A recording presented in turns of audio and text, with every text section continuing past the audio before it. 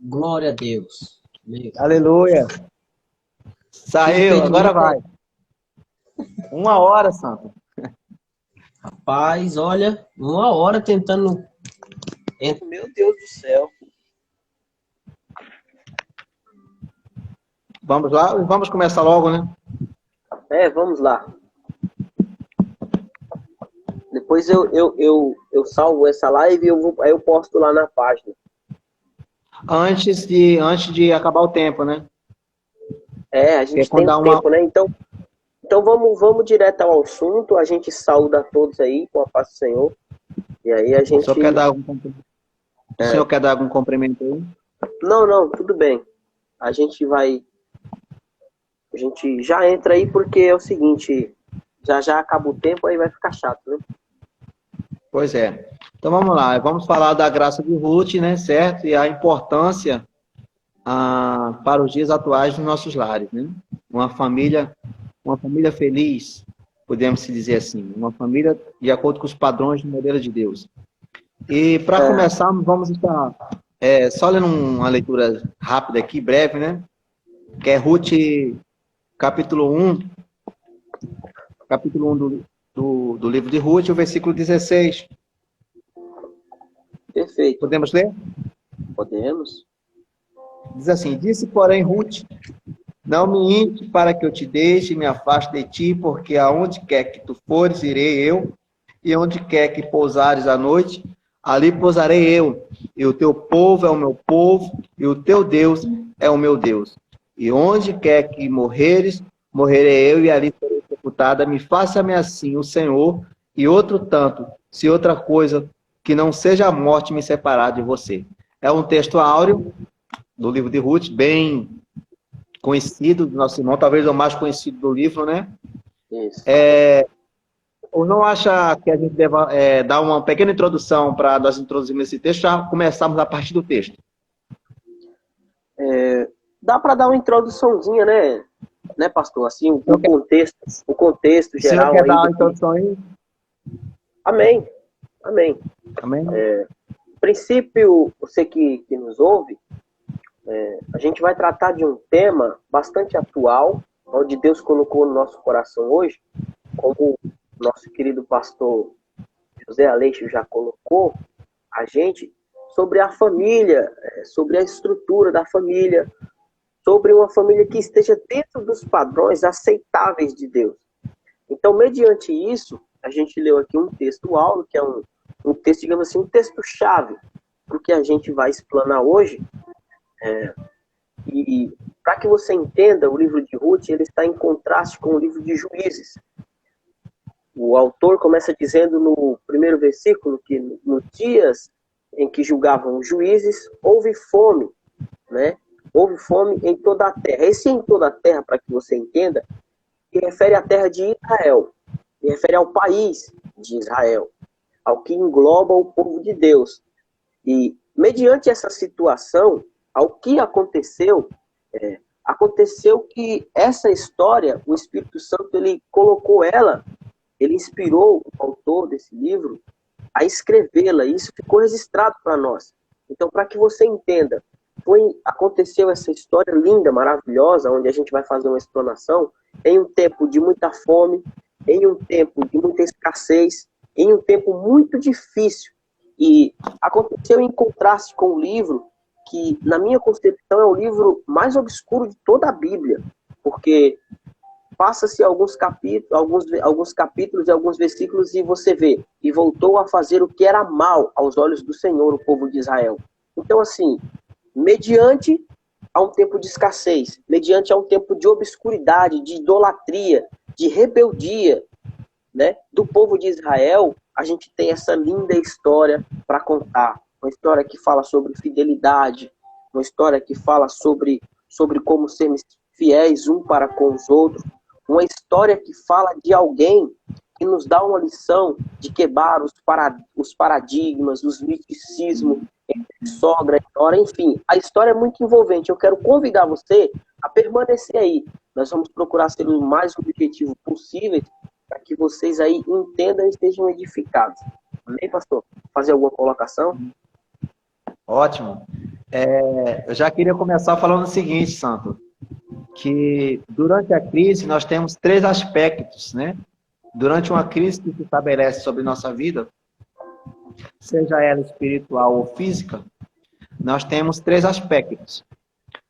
Primeiro, tentar, eu acredito que a maioria pratica isso, tentar fugir da crise. Tentar fugir né? da crise. Primeiro, Legal. tentar fugir da crise. Segundo, enfrentar a crise. Que eu acredito que poucos conseguem fazer isso, porém, os que fazem, fazem murmurando. Certo? É um bom ponto a ser tratado. E terceiro, que eu acredito que é o mais importante de tudo isso, é você enfrentar a crise e tirar proveito da crise, de tudo isso que você passa. Para que você use como experiência. Porque tudo aquilo que não te mata te deixa mais forte. Esse ponto aí é muito importante. Repete isso, pastor, porque isso tem que ficar gravado. Primeiro, durante uma crise que se estabelece sobre a sua vida, tem três alternativas para você tomar. Fugir da crise. Fugir da crise. Enfrentar a crise. Ou aproveitar a crise. Enfrentar a crise e... Ou aproveitar a crise. Aproveitar a crise. Meu Deus, muito forte. Três coisas aí importantíssimas. O problema de Elimelec é que ele não quis enfrentar a crise. Quis fugir da crise. Entendo. E trouxe mais problemas ainda. Então, pastor, quando a gente tenta fugir de algo que a gente deveria enfrentar, a gente acaba se complicando. Jonas, legal. Explica esse mistério, pastor. Deus, quando Deus estabelece algo, quando está acontecendo algo, quando é algo da parte de Deus, Deus não quer que você fuja. Meu Deus. Deus não quer que a gente fuja? Deus não quer que você fuja. Você sabe por que Deus não quer que você fuja? Por quê, pastor? Porque Ele quer que você aprenda. Meu Deus, então a crise na nossa vida não é para destruir a nossa vida, é para a gente aprender algo com a crise. Justamente. Olha o que é que Tiago diz. Tem de grande alegria em todas as vossas provações. Tem de grande alegria em todas as vossas provações. Então, toda provação que você passa é um motivo para você glorificar o nome do Senhor. Meu Deus. Olha, Paulo, vou te dar um exemplo. Paulo, quando ele está preso, Paulo estava preso, está escrevendo a Timóteo, certo? Segunda epístola a Timóteo. E o capítulo 4, Paulo fala assim, ó. Combati o bom combate. Ou seja, Paulo está dizendo o seguinte: foi espancado, foi caluniado, foi esbofeteado por mensageiro de Satanás, sofreu perseguição pela palavra de Deus. Tudo isso que Paulo passou, que ele está dizendo, esse combate, esta luta que ele passou pelo Evangelho, tudo isso que ele está dizendo é bom, não é ruim. Por isso que ele chama o bom combate. E ele deixa bem claro que durante o bom combate, ele fala o seguinte: conseguir preservar a fé. Peraí, pastor, que isso é um ponto muito importante. Muito importante. Então o senhor está me dizendo que Paulo, ele já faz uma comparação dizendo que tudo aquilo que ele viveu, as chibatadas que ele tomou, pregou preso, foi humilhado, tudo isso ele já chama de bom combate. Bom, o combate é bom. E dentro disso tudo, além dele chamar de bom combate, ele ainda fala isso, pastor? Que durante a batalha ele não perdeu a fé. E ainda não perdeu a fé. Meu Deus, olha o nível, né? A batalha que a Bíblia propôs para mim e para você não é lutar contra Satanás, não é lutar contra demônio, não. A Bíblia diz que a única batalha que eu tenho que lutar... Dá para abrir aí? Dá, ao seu dispor. Judas. Crente de 2 anos não acha Judas, não, pastor, acha?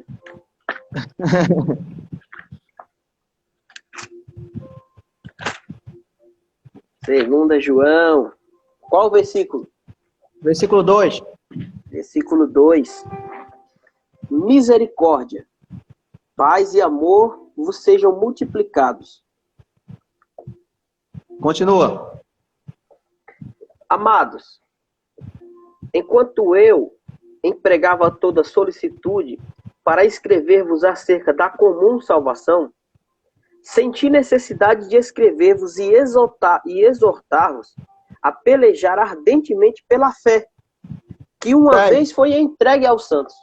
Até aí, veja bem, que o desejo do coração de Judas era escrever acerca da comum salvação, certo? Este sempre foi o motivo dele escrever essa epístola. Só quando ele chegou na igreja, que se deparou a forma que a igreja se encontrava, ele diz o seguinte: eu tive necessidade, meu Deus, de escrever-vos, a exortar-vos, a lutar pela fé. Por quê? Pela fé. Ardentemente. Por quê? Por que é nos proposto isso? Porque se eu consigo vencer a batalha da fé, eu venço todas. Meu Deus. Então a batalha da fé... Pegou isso aí? Não. Se eu conseguir vencer a batalha da fé, eu venço todas as batalhas. Então a batalha da fé é a mais forte que nós vamos ter aí para pelejar, pastor? É a única batalha que a gente luta, porque se a gente vence ela, a gente ganha todas. Meu Deus, como assim, pastor? Ganha todas? Ganha todas. Porque a Bíblia diz que o justo ele viverá pela sua fé. Meu Deus. Não é pela vista, é pela fé. Agradar a Deus. Eu sou salvo pela fé. Tudo que eu me movimento, eu me respiro para o mundo dos espíritos, o mundo espiritual, é em torno da fé. Meu Deus. É muito forte isso.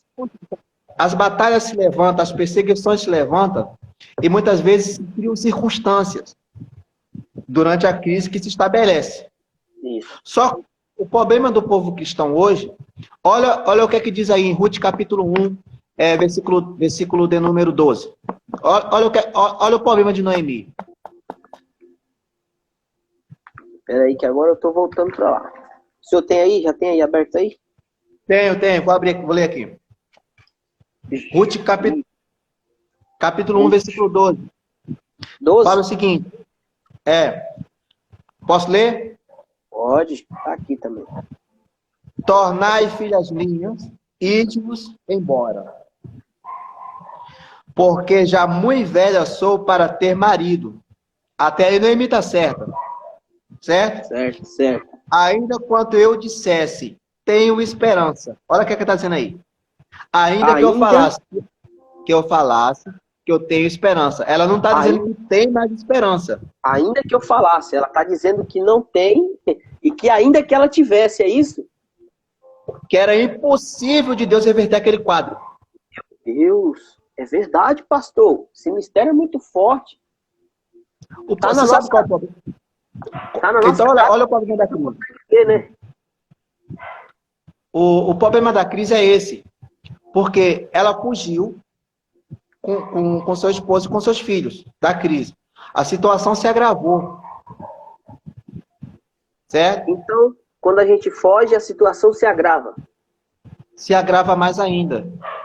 Porque se Deus enviou uma crise, é porque Deus quer me aprovar em alguma coisa. Meu Deus. E aí é onde a gente não entende, né? A gente quer fugir, né? A gente quer fugir. A Bíblia vai dar o... Não me chamou como covarde para fugir. Meu Deus. Diga aos covardes que voltem. Só precisa de 300. Meu Deus. De 300. Porque são poucos. Porque são poucos os corajosos. Então a gente consegue entender que corajoso é aquele que tem fé, pastor? Essa é a boa milícia? Que tem fé. Por que tem que ter fé? Porque, olha, voltando para Paulo. Paulo fala o seguinte: combati o bom combate. Encerrei a carreira. Concluí a carreira. Guardei a fé. Ele entendeu. Meu Deus, eu estou entendendo, pastor. Guardei a fé. Para só então ele dizer assim: para mim e para os santos um prêmio, uma coroa que está reservada. Paulo não é egoísta assim, que a coroa é só para ele. Paulo entende que a coroa é para todos aqueles que estão durante o campo de batalha. Paulo entende que a coroa é para todos aqueles que ainda estão correndo nessa carreira, que um dia vão conseguir chegar ao fim dessa carreira e vão conseguir guardar a sua fé. É muito forte isso. Então, a Noemi não fez isso. A Noemi, ela tá tendo uma percepção errada de tudo aquilo que aconteceu na vida dela, pastor. Ela entende que foi Deus que trouxe ela para Belém, porque ela diz lá no versículo 20, Deus me trouxe, ela fala assim, o Senhor me trouxe. Ela entende que Deus trouxe ela. Ela entende, olha que interessante, ela fala para as meninas o seguinte, que o Senhor, no versículo 8, ela fala o seguinte, que o Senhor haja com vocês com benevolência, lá em Moab. Com bondade, com amor, com caridade. Ela fala assim, com elas, com Ruth e com Orfa. Mas Noemi entendia, porque a teologia dos hebreus era essa. Tudo de ruim que aconteceu bom, era Deus que estava por trás. De uma certa forma, eles estavam certos. Mas a analogia dela está errada, né? Porém, justamente, porque a teologia dela é o seguinte, que Deus descarregou tudo contra ela, ou seja, Deus está trabalhando contra ela. Meu Deus. Que é um exemplo visual também, né? Então, pastor, em meio à crise, nem tudo aquilo que a gente analisa e conclui está certo. Não está certo, porque muitas vezes a gente pensa que Moab é a melhor opção. Mas às vezes é melhor você ficar em Belém. Mesmo não tendo pão. As frustrações da crise faz a gente olhar para o outro lado da situação, né? Olhar para o outro lado. E meu Deus, é muito forte isso. Isso, e ainda Deus permite que você volte ainda pela misericórdia dele. Pela misericórdia. Depois de perder tudo. É muito forte isso. Porque essa mulher, ela sai da terra do pão, junto com seu marido, Elimeleque, seus filhos Malom e Quilion, e ela perde o marido, ela perde os 2 filhos, e agora ela volta e ela manda as pessoas... Ela está desesperada, né? A Cristo deixou ela desesperada, né? Isso, porque se ela está indo para a terra do pão, se ela ouviu que lá tem pão, por que ela está mandando as filhas regressarem, né? Sendo que ela está indo de encontro com o pão? Por que ela está mandando? É. Porque chegar lá, imagina, chegar lá em Belém, sem nenhum filho, sem marido, e ainda por cima com 2 estrangeiras tiracolas, que não fazia parte do povo de Israel, era um sinal claro do que Deus tinha pesado a sua mão contra ela. Então ela estava mais preocupada com um status que ela não tinha mais, porque ela já estava pobre, já estava sem filho, sem marido, e ela mesmo assim estava preocupada em não chegar com as gentias do que com... Em parte sim, e em parte não, porque ela estava também preocupada que lá em Belém não haveria nenhum futuro, nem para Orfa nem para Ruth. Certo? Certo? Então, por isso que ela diz assim, volte cada uma à casa da sua mamãe, mesmo elas tendo pai. Que ela era uma forma dela dizer que lá em Belém não tinha nenhum conforto para elas. Orfa entendeu muito bem isso, por isso que ela voltou. Entendi. Agora, então, a Noemi, ela estava preocupada, então, com as noras. Em parte, sim. Agora, outra coisa importante é que a gente vimos aí que ela falou, se eu ainda tivesse esperança. Você sabe qual é o problema do cristão? Posso falar? Pode. O apóstolo São Paulo ele fala o seguinte, que lá em 1 Coríntios 13, ele fala que o amor rege a esperança e a fé. Que o amor é maior do que todos eles, que segura tanto a esperança como a fé. A proposta que é proposta ali, que a esperança é tudo aquilo que está ligado ao teu passado. Certo? Meu Deus. Por exemplo, o que é a esperança? É tudo aquilo que não aconteceu na tua vida que tu espera que aconteça. Pegou? Peguei, por exemplo, forte. Tem pessoas que esperam que um filho seja liberto. Isso não quer dizer que ele vai ser liberto. Mas ela tem esperança. Pode acontecer, como não pode acontecer. Conseguiu compreender? Consegui. A fé é o oposto. A fé é a convicção daquilo que não se vê e tendo certeza naquilo que se espera. É tudo aquilo que já aconteceu. Meu Deus. Eu só não estou vendo no meu presente. O problema não é eu não ter esperança. A Bíblia me manda ter esperança. Mas a Bíblia não me manda eu viver por esperança. Entendi. É muito forte. Então, explica isso daí melhor, pastor. Porque esse mistério aí é muito forte. É isso aí. Por exemplo, veio a fome em Belém. Não veio? Veio. Então, Noemi tem esperança que há uma solução lá em Moabe. Moabe.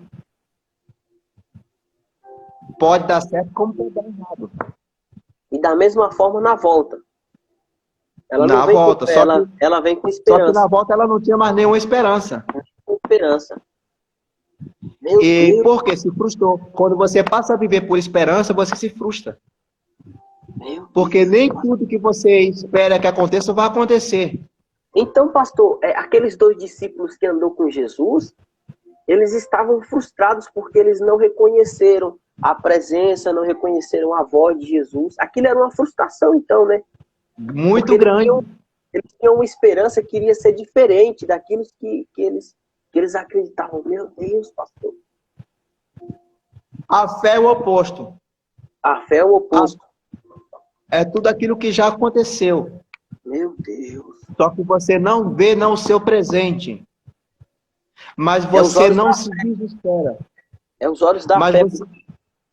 Justamente, mas você não se desespera porque você sabe que uma hora vai chegar.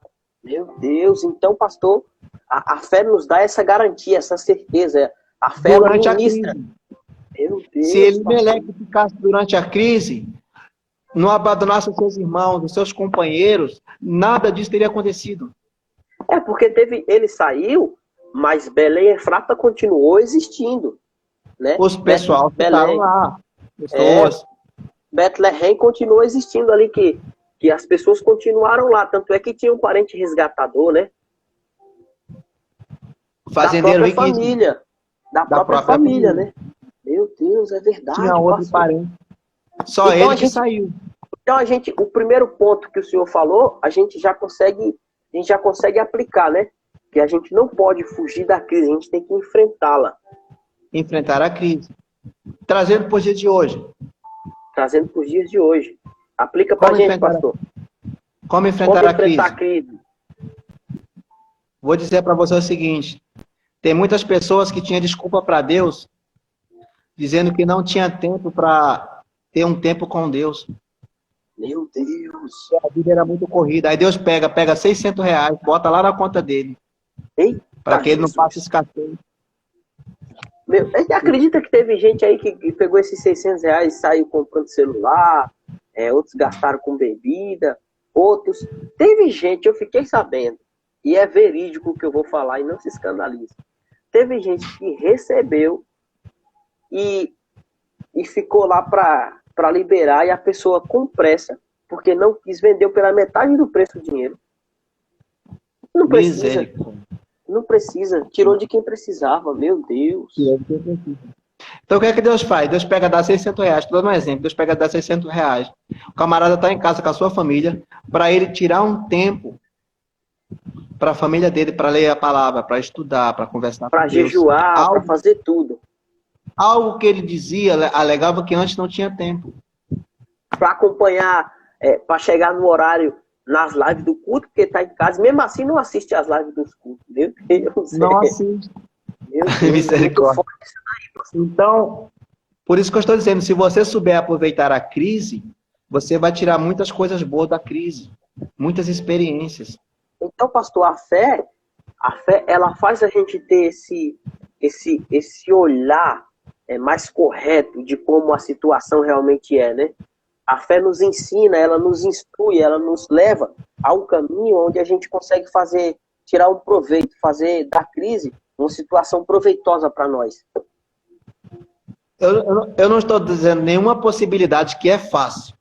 Se fosse fácil, mas o que tira proveito da crise, que não se desespera, que não entrega os pontos e confia totalmente em Deus, e Deus está com ele, ele vai tirar ali coisas, experiências para a vida dele. Por exemplo, a Bíblia diz o seguinte, olha se isso era bom. Jó era homem íntegro, isso não é bom? Maravilhoso. Homem honesto. Íntegro, honesto. Um homem temente a Deus. Temente a Deus. Reto. E que se desviava do mal. E que se desviava do mal. Tem crente aí que tem muito crente aí que gosta de enfrentar o mal. Já era o oposto, já foge do mal. Não enfrenta o mal. E detalhe, o Jó, a Bíblia vai dizer logo nos primeiros capítulos que ele ofertava diante do Senhor. Pelos seus filhos, né? Temente a Deus. Porque Temente a Deus. 14:24 tudo diz isso que o era bom. da sabedoria é ofertar ao Senhor. Tudo isso não era extraordinário na vida de Jó? Maravilhoso, né? A princípio a gente olha e, meu Deus. Agora tem um problema. Qual? Jó sempre conhecia o Deus pela boca dos outros. Meu Deus, pastor, isso aqui, esse ponto aí é fundamental. Como é que é, pastor? Jó só conhecia Deus pela boca de Abraão, pela boca de Melquisedeque. Meu Deus. Só pelo que tinha lido? Só pelo que tinha lido, o que tinha passado, né? Só tinha ouvido falar, como ele mesmo diz. Só de ouvir falar. Ou seja, aí, veja bem, aí ele perde filho, fica enfermo, perde todos os seus bens, passa uma crise terrível. E ele lá na frente fala o seguinte: antes eu te conheci de ouvir falar, depois de tudo que eu passei, depois de tudo que eu sofri, eu posso dizer que te conheço e contigo andar. Eu tive uma experiência contigo. Meu Deus, então deixa eu ver se eu entendi, pastor. A crise serve para fazer a gente conhecer a Deus, para a gente ficar mais próximo dele? Tem pessoas que cantam o nome de Jesus, louvam o nome de Jesus, lê o nome de Jesus, mas só tem experiência pela boca dos outros. Prega o nome de Jesus. Só pela boca. Olha só, lá em João 8,32 está escrito assim: conhecereis a verdade vos libertará. Só que a verdade, se você entender ela somente como um conceito literário, existem duas formas de a gente conhecer um ser humano. Quais? Eu posso conhecer uma pessoa de ouvir falar pela boca de um terceiro. Certo? Certo. Essa pessoa me passa a informação dessa pessoa e através dessas informações eu passo a criar um personagem dentro da minha cabeça dessa pessoa. Se for informações boas, eu entendo que essa pessoa é uma pessoa boa. Onde muitas pessoas, quando conhecem essa pessoa, se decepcionam. Porque ela fala assim, mas não era nada daquilo que eu pensei. Meu Deus, estou entendendo tudo. E tem outro nível que você pode conhecer uma pessoa. Qual? Que é aquela pessoa íntima. Íntima. Aquela que caminha contigo. Que você conhece, sabe do que ela gosta, sabe do que ela não gosta, sabe quando ela está irritada, sabe quando ela está triste. Os níveis são muito superiores um do outro. E qual é a aplicação que a gente tem sobre isso? A aplicação que a gente tem sobre isso é que se você conhece Jesus só de ouvir falar, você ainda nunca teve uma experiência com Jesus. O próprio versículo que o santo citou diz: e conhecereis a verdade vos libertará. A verdade em si não liberta ninguém. Não liberta. O que o Espírito Santo falou através da boca do evangelista João é que e conhecereis. Esse conhecer é ter experiências, esse conhecer é se aproximar dele, esse conhecer é procurar ter intimidade, como o santo está falando. Esse conhecer é se dedicar a obedecer e viver conforme os seus estatutos e mandamentos. Quando você passar a conhecê-lo melhor, você vai ter mais intimidade. Quando você tiver mais intimidade, então ele vai ter autoridade e liberdade para te libertar de tudo. Meu Deus do céu. Fazer morada. Glória vai andar a Deus. de mão dada com Deus. Meu Deus. Paulo teve essa experiência. Meu Deus, pastor. Fala pra gente isso daí, pastor. Paulo era o homem mais letrado do Novo Testamento. Falava em muitas línguas, né? Conhecia a Torá como ninguém. Conhecia o Zeloso. Deus de Israel como ninguém. Mas Ele ele mesmo... nunca teve uma experiência. E ele mesmo chega a dizer que cumpria, era zeloso em todos os mandamentos da lei. Mas Meu Deus. um dia Jesus chegou e cegou ele para que ele pudesse enxergar aquilo que ele nunca conseguiu ver. Por isso que muitas vezes Jesus nos cega. Meu Deus. Para Então, pastor, pode falar. a gente enxergar aquilo que a gente nunca conseguiu ver. E quando Jesus, ele pergunta, quem és? Ele fala, sou eu, Jesus, a quem tu persegues.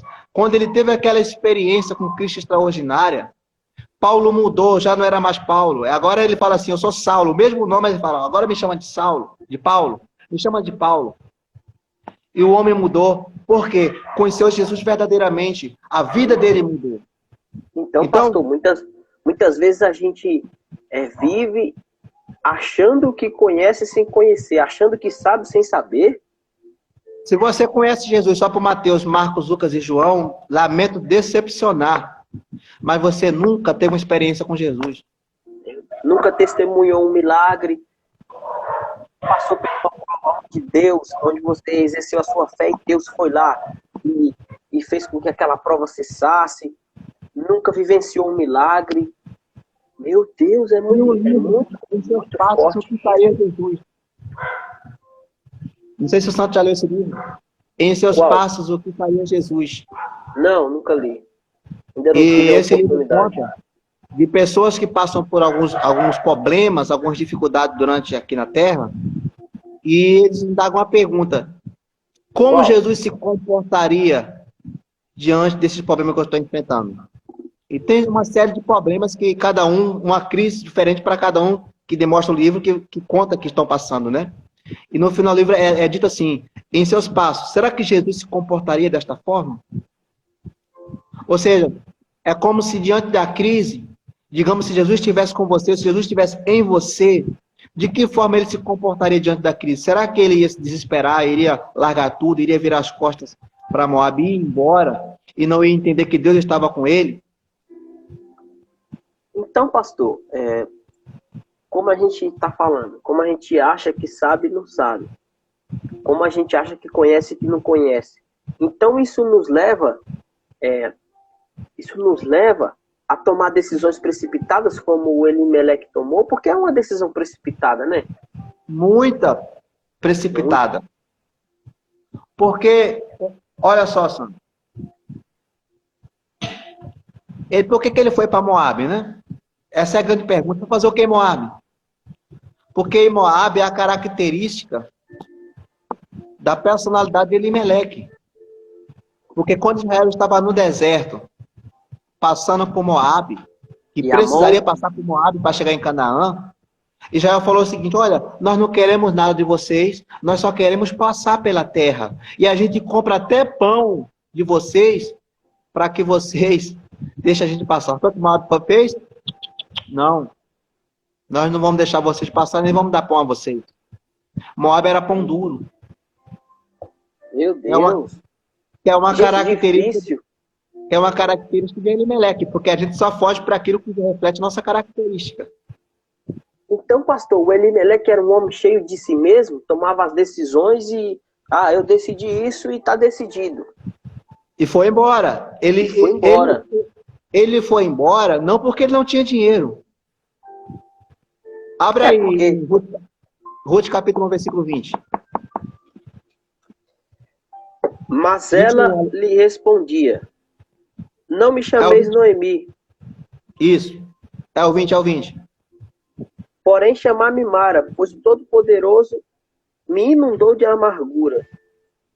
Porque naquele tempo parti de mãos cheias, mas o Senhor Jeová me fez voltar vazia. Olha o que ela está dizendo. Quando eu fui de mãos cheias. Ela voltou sem nada. Porque a crise que veio lá em Moab, não foi somente os filhos. Não foi somente o marido. Foi toda a propriedade, foi embora. Se perdeu tudo. Pastor, porque no fim do livro, quando o Boaz vai resgatar, ele diz, de vós sois testemunhas de que hoje eu resgato a propriedade de Noemi. E tomo por esposa a Ruth. Então ela tinha propriedades. O marido dela tinha propriedades. Venderam tudo. Venderam tudo e foram... Por que eles fizeram isso? Pastor, então eles estavam na casa do pão, eles olharam para as coisas que tinha em Moabe, que era o pão, e esqueceram do provedor de todas as coisas e meteram marcha, Não quis saíram da ajudar onde... os pobres e necessitados, né? Meu Deus, pastor. Eram egoístas. Porque eles Eram tinham egoístas. condições. Tinham condições. Ele era um chefe tribal, um chefe de família. E Deus vai trabalhar, Deus vai dar uma grande lição, né? Porque a Noemi volta e a sogra dela vai trabalhar para os outros. Ou seja, quem Vai tinha trabalhar ajuda porque não tinha. Meu Deus do céu. Misericórdia, Jesus. A lei Então, da não falha. Então, nós temos 3 características diante de uma crise. Fugir da crise, e já vimos aqui que fugir não é a melhor opção. Não é a Enfrentar melhor... a crise. Enfrentar a crise, que é o que estamos tratando agora. Estamos tratando agora. Porém, quando eu enfrentar a crise, eu não devo murmurar durante a crise, reclamar durante a crise. E entender que a crise, ela vem, mas uma hora ela vai passar. E o nosso Deus, ele é eterno, ele vai continuar. Ele continua. Uma hora ela passa. Então, se ele é eterno e continua, as promessas também continuam. O que eu devo fazer durante a crise? Abra aí. Deixa eu abrir aqui. Gênesis 5:39.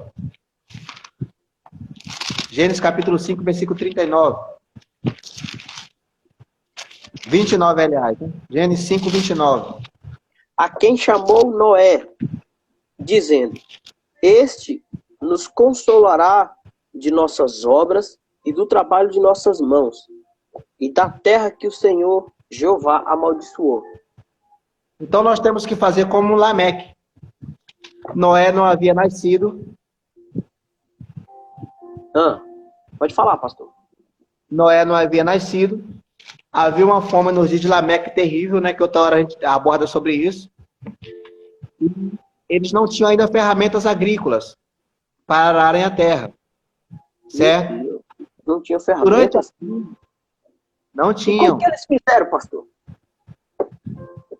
É o que Lameque está dizendo aí, né? O nome do menino deverá ser chamado Noa. Noa quer dizer consolo durante a crise, descanso. Por quê? Porque a terra do dia de Lameque, os espinhos e os abrolhos haviam crescido sobre a terra. A terra tinha uma maldição sobre a terra. Sim, foi lançada. E a terra produzirá espinhos e abrolhos. E a revelação dos instrumentos agrícolas foi dada a Noé. Foi dada a Noé. Como é que Noé construiu uma arca? Meu Deus, você conseguiu pegar isso aí, irmão? Você está conseguindo entender isso daí? Da mesma forma que o tabernáculo foi dado a Moisés. Então, o que é que a gente deve aprender durante a crise? A não fugir. É ser profetas durante a crise. Não profeta do caos e da destruição. Pastor, então a fome de Samaria acabou quando o profeta profetizou? Mas sempre tem um profeta do caos. Sempre tem um profeta do caos. Que diz que não vai passar, que Deus vai matar muito. E Eliseu está dizendo o seguinte: amanhã por estas horas, Deus vai enviar provisão. Meu Deus, eu creio nessa parte. Então, durante a crise, nós precisamos ser profetas. Enfrentar a crise como profetas de Deus. E viver a crise como Elias viveu. E pensar sempre positivo, né, pastor? Sempre positivo. Porque o Ananias, a Bíblia diz que Jeremias está mentindo, que ele pega o colar de Jeremias e quebra, mas na verdade, a profecia que sai da boca de Jeremias depois é que o jugo foi dobrado. Misericórdia. Meu Deus do céu. Dobrado jugo. Então aqui a gente também já pode aplicar que em meio à crise, a gente já está na crise. Então a gente não tem que ouvir coisa ruim. A gente não tem que ficar ouvindo, dando ouvido a pessoas que não tem nada que nos edifique, que só tem palavra para baixo, palavra que põe a gente para baixo, palavra que nunca alegra o nosso espírito, a nossa alma. Sim, porque vou falar uma coisa muito forte agora, talvez que soe estranho, mas vou falar mesmo assim. Vou falar. Para Deus, mais vale as coisas eternas do que as coisas temporárias. Vou dar um exemplo. Jesus falou o seguinte: se um dos teus membros te fazem pecar, convém te arrancar ele e entrar no reino, do que todo o teu corpo ser lançado no lago. Nas trevas exteriores. Então, para Deus, ele prefere que aqui você perca um membro. Eu não estou falando literalmente, estou dando um exemplo. Sim, sim, Um sim. membro do teu corpo. Se esse membro te faz pecar, e que você consiga entrar lá, do que todo o teu corpo permanecer intacto aqui, perfeito, e você não conseguir... Essa é a ótica de Jesus, de como ele enxerga esse mundo aqui, o mundo dos espíritos. Porque para Deus, você só nasce quando você morre. Pegou? Isso é um pouco difícil de entender para você que está em casa, mas o que o pastor Yosef está colocando é muito forte. Porque a Bíblia vai dizer que Deus tem prazer na morte de um justo. Consegue entender? Um Deus que veio para dar vida e vida e abundância tem prazer na morte de um justo. Então, por aí a gente consegue entender crente, homem de Deus e mulher de Deus morrendo nessa pandemia. Muitos estão morrendo. E A gente muitos vão... A gente consegue E aqui entender, não consegue entender um texto do Apocalipse. Porque Muito diz no forte, Apocalipse, hoje, nós morremos simbolicamente. Certo? Simbolicamente. Mas na semana de Daniel, a última semana de Daniel, na grande tribulação, a morte para que sigam o Cordeiro, para que consigam alcançar o Cordeiro, será física. E a grande tribulação vai produzir mais salvos do que toda a história do cristianismo. Vai ser um mártir em massa. Muitos, milhares e milhares morrerão. Porque, para Deus, mais vale aquilo que está na eternidade do que aquilo que está no tempo do homem. As pessoas precisam entender isso. Deus é eterno. Por exemplo, houve um tempo em que houve um atentado em uma igreja. Agora me falhou a memória se o nome correto é Paquistão. Me perdoe, irmão, se eu estiver errado. Tá? Mas se não me falha a memória, foi no Paquistão. Onde 24 crentes eles foram decapitados. Se não me falha a memória, tá, irmãos? Eu só me falo a memória do nome do lugar. Mas hoje, existem várias igrejas fundadas. Então, assim, Deus permitiu. Deus teve prazer na morte. A morte daqueles 24 crentes multiplicou. Foi uma semente que hoje tem mais de 150 mil. É um número bem estupendo, bem comparado a 24 pessoas. Então consegue entender que o que o pastor Yosef está colocando é muito forte. Eu posso falar uma coisa para você? As pessoas estão dizendo que dentro dessa pandemia muitas pessoas vão sair da presença de Deus, muitas pessoas vão se desviar. Não estão falando? Não. Porque não tem uma igreja física. Mas a Bíblia diz que quanto mais a perseguição vinha sobre a igreja, mais a igreja crescia. Mais a igreja crescia.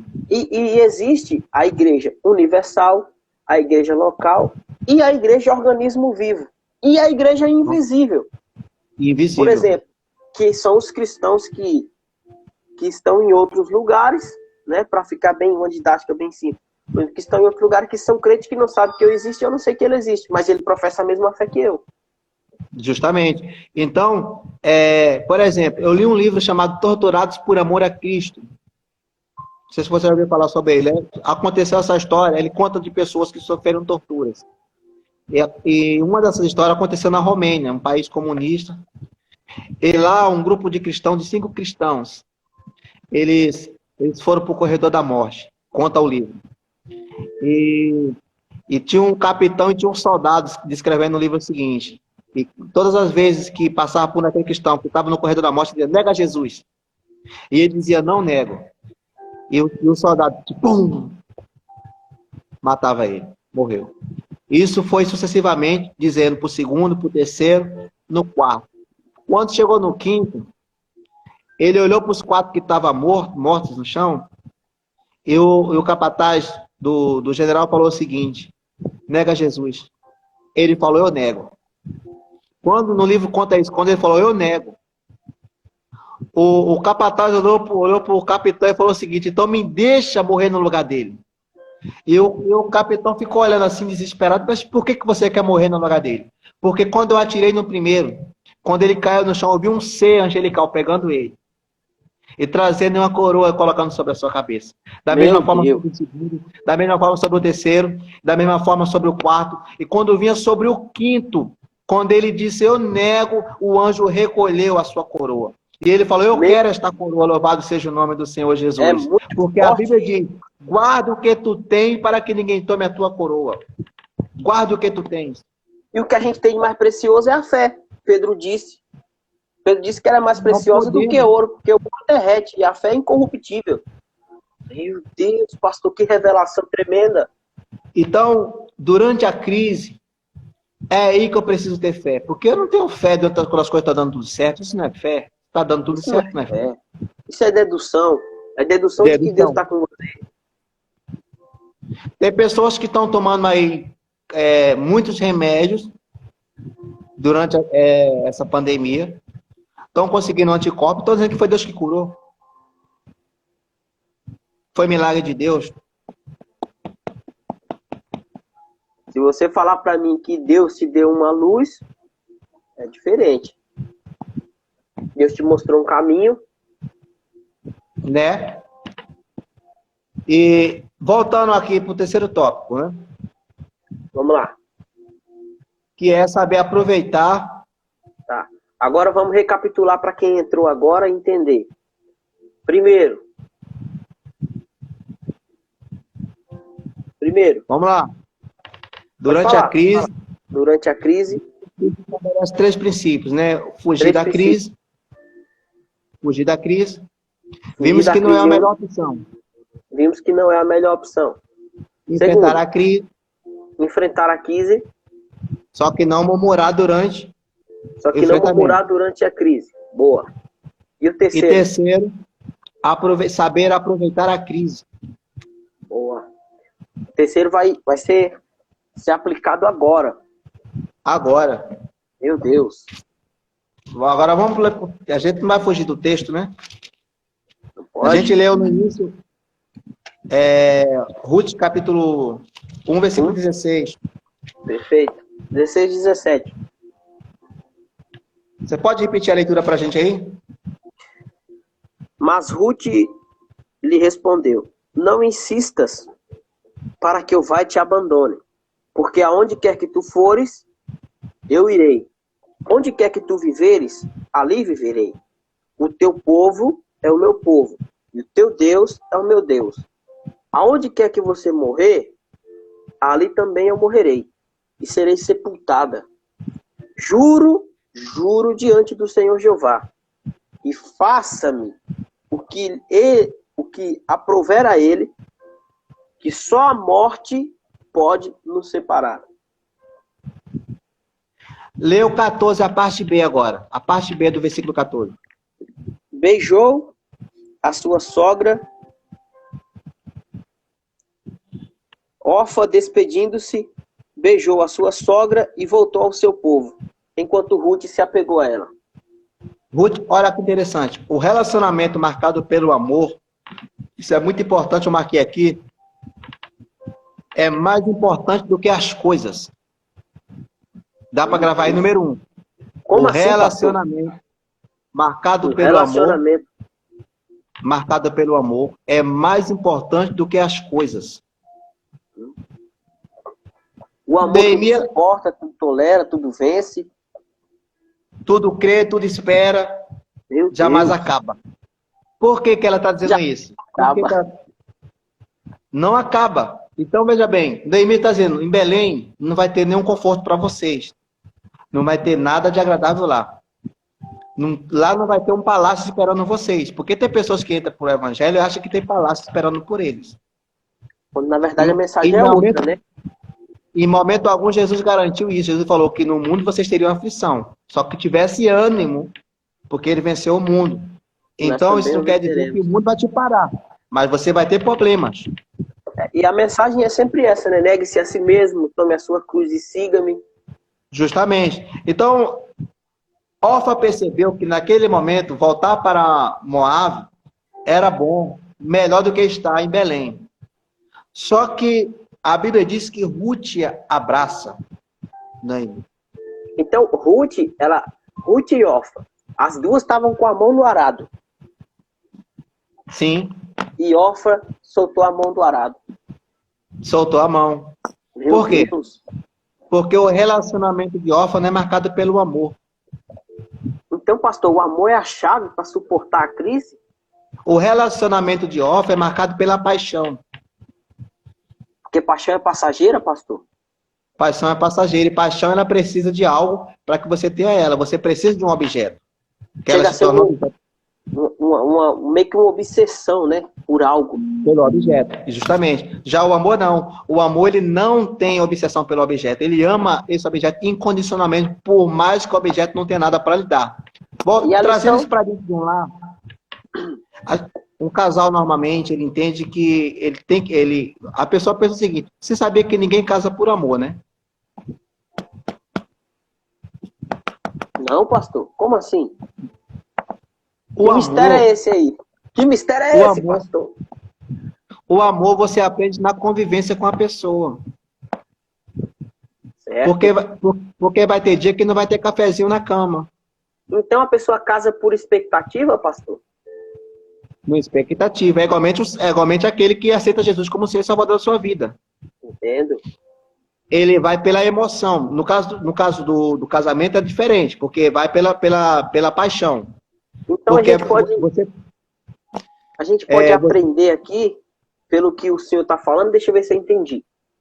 Que o amor, diferente da paixão, Orfa voltou para Moab, se apegou às coisas. Mas o amor é diferente daquilo. Por quê? Daquilo que se apega às coisas. Por quê? Porque, pelo que o santo está falando, que eu entendi aqui, Ruth se apega a Noemi. Noemi é pobre. não tem nada para oferecer. Noemi é uma viúva. Não tem esperança. Está desesperada. E está indo para um lugar que ela não sabe o que vai acontecer. Não sabe se vai chegar lá, porque ela estava a 80 quilômetros, não é isso? Justamente. Uma caminhada Fortíssimo. pelo lugar. Uma caminhada pelo lugar deserto. Pelo lugar que tinha besta fera no campo, que tinha mercadores que podiam pegá-las, escravizá-las, abusar delas. Abusar delas. Então isso é o sinal de um amor incondicional. Um amor Que você verdadeiro. vai lá, abandona tudo. Abandona tudo. Ruth, E se ela apega a abandonou alguém que não tem nada. alguém que não tem nada. Meu Ruth Deus. abandonou o pai, abandonou seus deuses, abandonou tudo. Abandonou toda a Por sua mim. infância. Porque quando ela vai pra lá, ela deixa tudo. Ela apaga as memórias dela.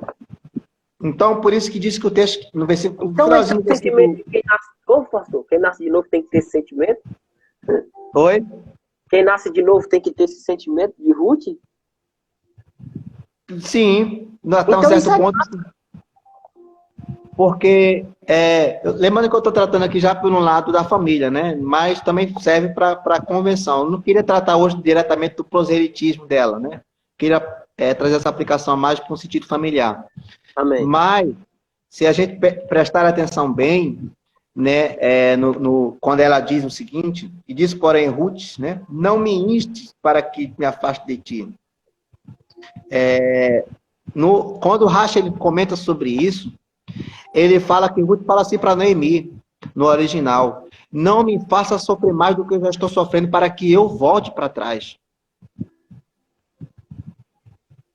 E em momento algum, Ruth falou que era fácil o que ela estava fazendo. Entendo. Quando eu estou falando nesse sentido de relacionamento, é comum que as pessoas, quando dá o amor para o próximo, querem que esse amor seja recíproco para com eles. Ou seja, ele tem algo para oferecer, mas ele quer que a pessoa retribua com isso. A psicologia fala algo interessante sobre isso. Pode trazer para nós aí? A psicologia diz que quando a gente ama dessa forma, a gente acha que ama. Porque o amor não é aquilo que a gente quer que a pessoa dê pra gente, mas sim aquilo que a gente está disposto a dar por aquela pessoa. Pegou. Forte, forte. Grave isso aí, gente. Forte. Repete isso aí em nome de Jesus.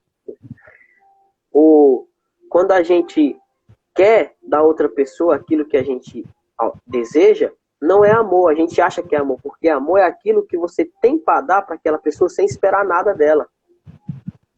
Isso é o verdadeiro amor. Ruth está fazendo isso. Porque Jesus, ele deu a vida por nós, sendo que a gente não pode oferecer nada para ele, além da obediência e da fé. Ruth ela tá indo com Noemi, mas ela não está indo porque Noemi lá tinha uma boa casa, porque Noemi tinha um parente lá que ia casar com ela. Ela não sabia de nada disso. Ela estava indo simplesmente pela amizade de Noemi, né? Então, pastor, a Ruth, ela alcançou um nível extraordinário de fé. Porque Abacuque disse lá na frente que o justo viveria pela fé. E ela literalmente alcançou o que alcançou pela fé que teve, pela fidelidade. Aí, nós estamos vendo aí o terceiro tópico, que é saber aproveitar a crise. Certo? Saber aproveitar a crise. Não fugir da crise, não murmurar durante a crise e saber aproveitar a crise. Primeiro tópico que a gente vimos aí no versículo 16 é que o relacionamento marcado pelo amor é mais importante do que as coisas. As coisas. Número 2, o relacionamento marcado pelo amor não desiste diante das dificuldades. Essa daí é forte. O relacionamento marcado pelo amor não desiste diante das dificuldades. Isso aí é muito interessante, pastor, porque o senhor tocou no assunto aí sobre família. E muitos casais cristãos até têm se separado nessa crise.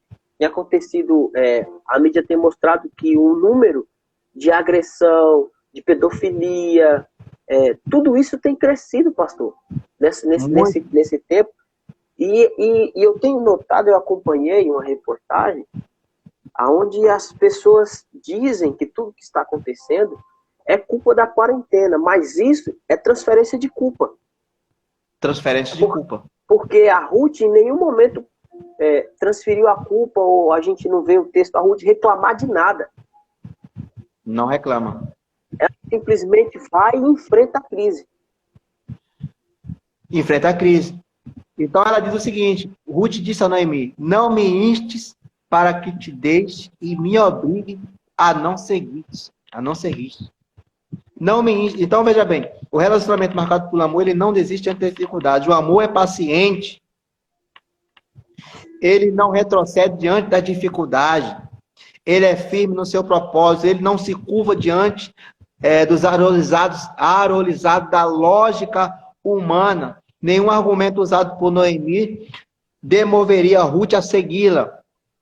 Certo? O amor vai às últimas. O amor vai às últimas consequências para estar ao lado da pessoa amada. Ou seja, o amor, ele abre mão de tudo. É quando você tem muitas coisas que parecem lógicas, mas pelo amor você está abrindo mão disso. Porque naquele momento a melhor opção para Ruth era voltar para Moabe.